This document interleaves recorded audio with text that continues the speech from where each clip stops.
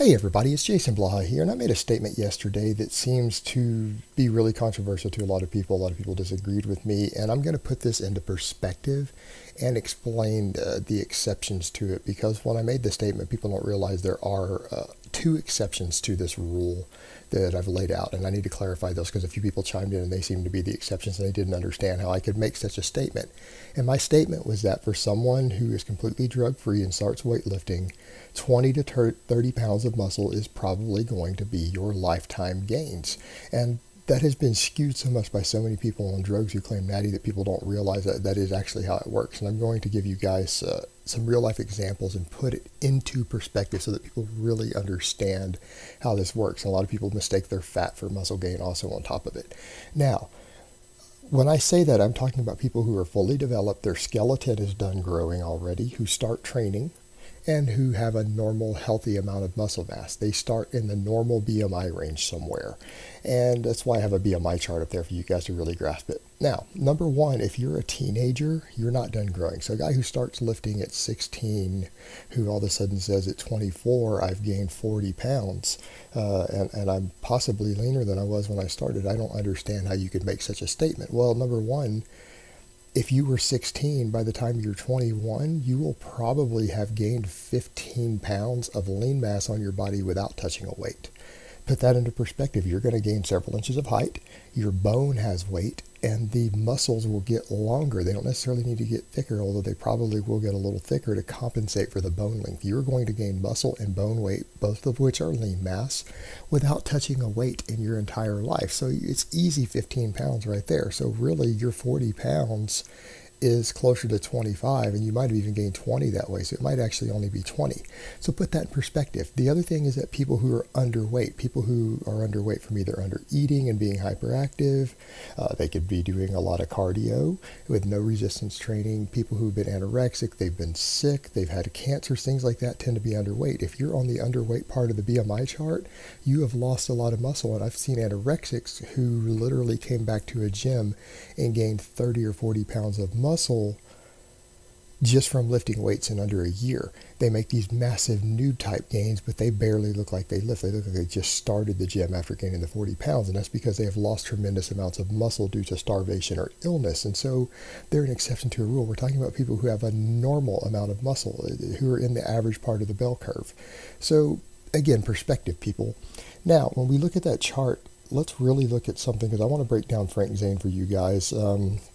Picture of Frank Zane, obviously, at 5'11", 185 pounds ripped. Now, his body fat is pretty low there, so it's important that we understand how body fats work.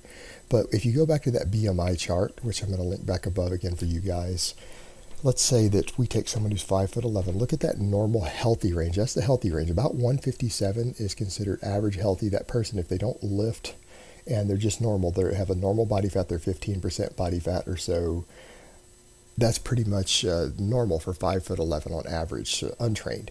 You drop them down to 150 a little further down the chart because maybe they do a little cardio or they eat less, so they're leaner. Let's say you put them down at 150 at about 12% body fat.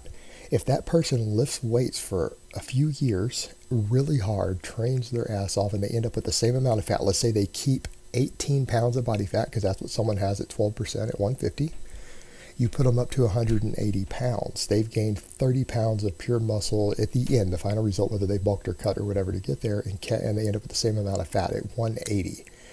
If you redo the math on their body fat percentage, that person is now 10% body fat. Understand, they're 10% body fat now at 180. They've probably reached their limits, 30 pounds of muscle gains. And people say, well, that's really awful. That can't be right. Well, how big do you guys really think that you're going to get? You take, again, Frank Zane. Here's Frank Zane more of the off season. He's closer to 200 pounds here, probably 10% body fat. He's down at 185. He is probably in the 6 to 7% body fat range when he's shredded. He's probably about 10% when he's lean there at 195 to 200. Well, if you take someone to put him back up to 195, the same guy, if you stack another 15 pounds of muscle on him for 45 pounds of muscle, he's going to be 9% body fat with the same amount of fat, because again, you need to understand the same amount of fat, your body fat percentage goes down as you gain muscle. And in fact, the fat spreads more. The larger muscle looks more defined under the same amount of fat because it spreads it out. The fat has more surface area it has to cover over the body. So you're going to be 195 at 9% body fat versus about the 200 there at 10% body fat, maybe 9% there for Frank. People are telling me they're going to be the same size as Frank Zane, the 1980 Mr. Olympia winner, who admittedly used Trenbolone and pretty hefty doses of Primobolan. He was a moderate, by today's standards, a moderate steroid user, but he was clearly a steroid user, has fantastic genetics because he was Mr. Olympia. And it's these fake natties today have given people a really messed up perception of this. People don't seem to grasp that, oh, I know this guy who's bigger than that and he's natural. And you know what? No, he's not. He's actually not. And if you look at the fat-free mass index calculators and things, these guys who you think are natural all on gear, there are literally millions of people on gear. If you go talk to any serious steroid dealer, do you ever meet someone who runs a steroid lab, and you'd be amazed at how much gear is pumped out there into the public and how many people are on. It's in every single gym in every country, anywhere you go. A massive percentage of people who work out regularly on gear. It's just that everyone lies about it due to the legal status, the social status. So all these people who you think might actually be natty, they're actually on gear.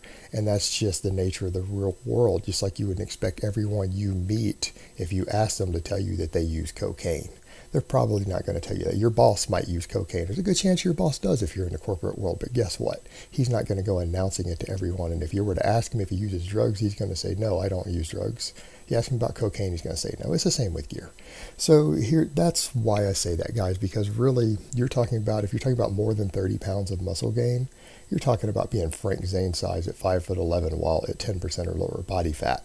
That's the problem. That's like 45 pounds of muscle gain. It will put you at his size, and he used lots of drugs and was a Mr. Olympia. Perspective, people, 20 to 30 pounds, particularly 30 pounds, is fantastic gains for a natural. The vast majority of naturals will not even gain the full 30 pounds. If you can reach the 30 pounds, you should be really happy with yourself. You should be proud of yourself. I think that's a very impressive achievement. All right, guys, well, that's really all I have to say on that today. I hope it's been informative, and I will talk to you guys next time.